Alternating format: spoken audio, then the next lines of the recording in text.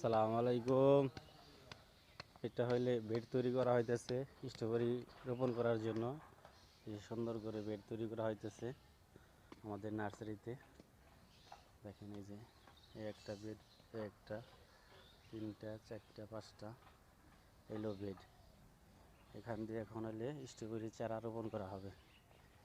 এই হলো বেড।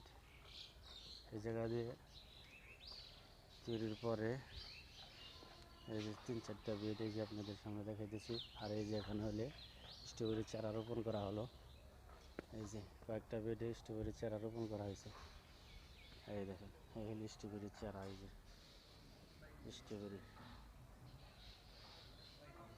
যেগুলো স্ট্রবেরি চারা রোপণ করা হয়েছে। এই স্ট্রবেরি,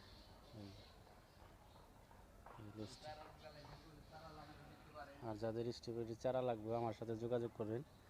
চারা নিয়ে যে এখানে চারাও বিক্রি করা হয়। এই এই খেজুরের চারার নিচ দিয়ে এটা হইলে স্ট্রবেরি চারা রোপণ করা হলো। এই খেজুর গাছ আমাদের।